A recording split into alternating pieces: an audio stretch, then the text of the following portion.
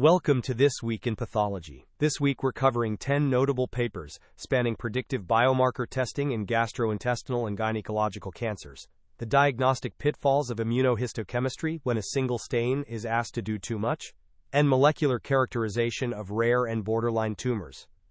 Let's dive in. We'll start with therapeutic biomarkers, where the pathologist's report increasingly determines drug access. In modern pathology, Ma and colleagues profiled Claudin 18.2 immunohistochemistry in 564 surgically resected gastric and gastroesophageal junction adenocarcinomas using a clinical trial-validated monoclonal antibody. Crisp, membranous staining of any degree was present in about 6 in 10 tumors, but when they applied the stringent approved threshold, at least 3/4 of tumor cells with moderate to strong membranous staining, only about a fifth of gastric and just over a quarter of junctional cancers qualified. That gap between any staining and threshold positive staining is the practical message. As trials of moderate and low expressing tumors read out, the denominator of eligible patients could roughly triple, and laboratory should be recording the proportion and intensity of staining rather than a binary result. High threshold positivity tracked with Epstein-Barr virus status and, interestingly, with stage 1 disease in gastric primaries, while transcriptomic analysis confirmed good concordance between the stain and Claudin 18 messenger RNA. Staying with treatment-relevant molecular pathology, the Journal of Pathology reports work from Guo and colleagues on SMARCA, 4 deficient undifferentiated malignancies of the digestive tract.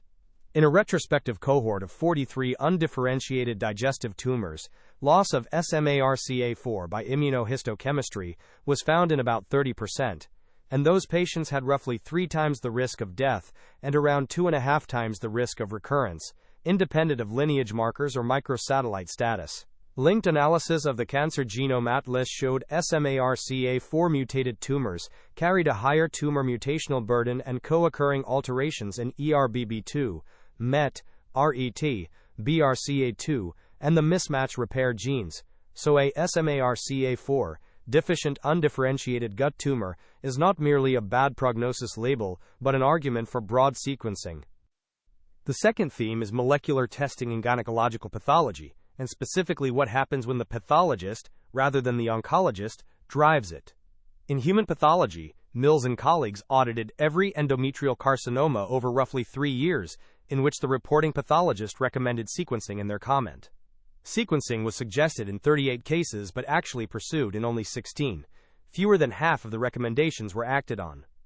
Of those tested, testing changed the classification in half. 4 tumors proved POL mutated, and 4 had molecular findings that contradicted the immunostains.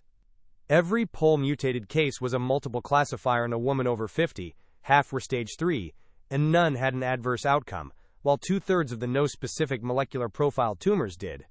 There were incidental wins too, a BRCA2 mutation that unmasked a germline syndrome, and a tumor reclassified from high-grade carcinoma to malignant PE coma on the basis of TSC2 alterations. The practice point is that POLE testing should not be reserved for young women with low-grade tumors, and that a pathologist's recommendation only helps if the clinical team acts on it. That leads naturally into a run of papers about the limits of single immunostains. In the American Journal of Surgical Pathology, Shakiba and colleagues examined cervical squamous carcinomas with negative or merely focal P16 staining, which accounted for about 5% of 201 cases. Crucially, this group was mixed. 4 were high-risk HPV-associated despite losing P16, 6 were HPV-independent, and 1 was linked to low-risk HPV. 3 of the 4 HPV-associated P16-negative cancers also showed loss of methylthioadenosine phosphorylase, pointing to co-deletion of the locus, and that same co-deletion appeared in precursor high-grade lesions, whereas all 6 HPV-independent carcinomas retained that marker. TERT promoter mutations were common in both groups, and PIK3CA hotspot mutations appeared only in the HPV-independent tumors. The actionable message is that a negative P16 stain does not exclude HPV-associated carcinoma, and correlation with direct HPV testing or a prior liquid-based cytology result is warranted before reclassifying a tumor. A parallel cautionary tale comes from histopathology, where Orsatti and colleagues assessed SOX2 in 61 ovarian teratomas. SOX2 was diffusely positive not only in immature neuroepithelium, but also in mature glia, ependymal structures, and some non-neural epithelium, with a distinctive layer-restricted pattern in retina and consistent negativity in cerebellum. When heterogeneous SOX2 staining in rosette-like structures triggered systematic morphological review, more than half of the cases, originally called immature teratoma, 5 of 9, were reclassified as mature. SOL4, by contrast, was absent from all mature components. Given that immature teratoma grading drives chemotherapy decisions in young women, treating SOX2 as a lineage marker, rather than a maturity marker, and reading it alongside morphology and SOL4, is the safeguard against overdiagnosis. Our final theme is the characterization of rare and borderline entities, where classification systems are still moving. Virchow's Archive carries a review from Lucchini, synthesizing the 2026 World Health Organization updates on pancreatic ductal adenocarcinoma and its subtypes, covering adenosquamous, colloid, medullary, hepatoid, poorly cohesive and undifferentiated variants, the reclassification of micropapillary morphology, and the persistently unresolved problem of scoring treatment response after neoadjuvant therapy. In Modern Pathology, Acosta and colleagues report 13 new cases of inflammatory and nested testicular sex cord tumor. Of 8 patients with adequate follow-up, 7 developed retroperitoneal nodal metastases, and 2 had lung disease. This is an aggressive tumor. Nested architecture with inflammation and thick collagenous stroma, positivity for inhibin alpha, CD30, keratin and steroidogenic factor 1, and an EWSR1, ATF1 fusion, or EWSR1 rearrangement in 12 of 13 tumors define it. The Leydig cell-like case in the series is the trap to remember. The Journal of Pathology also reviews SRF fusion genes in myeloid soft tissue tumors, which behave very differently, predominantly in children, usually low-grade, and often cured by complete resection. 2 further papers deal with lesions that sit on the borderline. Hamada and colleagues in Human Pathology described 39 thyroid nodules that had been labeled uncertain malignant potential but lacked the questionable capsular or angioinvasion the World Health Organization criteria require. With a median follow-up of 2.5 years, there were no recurrences or metastases, despite high-risk TERT promoter or PIK3CA alterations in about a fifth, supporting hemothyroidectomy and conservative management.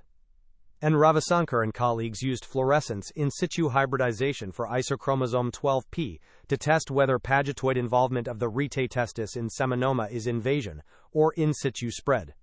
Isochromosome 12p was present in only 1 of 14 evaluable pagetoid foci, against about a third of the paired invasive seminomas, supporting the long-held morphological assumption that pagetoid rete involvement represents spread of germ cell neoplasia in situ, and should not be staged as invasion. If you only have time for one paper this week, make it the Claudin 18.2 survey in Modern Pathology. It tells you what proportion of your gastric and junctional adenocarcinomas will clear the current threshold, and how much that eligible population expands if lower cutoffs are approved. Information you need before the requests arrive. Here are the key takeaways from This Week in Pathology. First, report Claudin 18.2 with intensity and percentage rather than as a binary call, because the threshold that defines eligibility is likely to shift. Second, a negative P16 does not rule out HPV-associated cervical carcinoma, and SOX2 positivity does not mean immature neuroepithelium. Both stains need morphological and ancillary correlation. Third, PO-ELI testing in endometrial cancer belongs in postmenopausal women with abnormal P53 and high-grade histology, and in selected stage 3 disease, but the recommendation must be followed through to be useful. Fourth, SMARCA4 loss in an undifferentiated gastrointestinal tumor predicts poor survival and should prompt broad sequencing for co-occurring actionable targets. And fifth, on the reassuring side, pagetoid rete testis involvement behaves as in situ disease, and borderline thyroid nodules outside formal criteria appear indolent and can be managed conservatively. That's your roundup for This Week in Pathology. The full transcript and references are available on the episode page in your Audio Scholar library. This is an AI-curated summary. For clinical decisions, always consult primary sources and current guidelines. See you next week. If this weekly briefing is useful, follow the show in your podcast app so new episodes arrive automatically. And a quick rating on Apple Podcasts or Spotify helps other physicians discover the show. This is an automated summary generated by artificial intelligence, which can make mistakes. Always review the original source materials.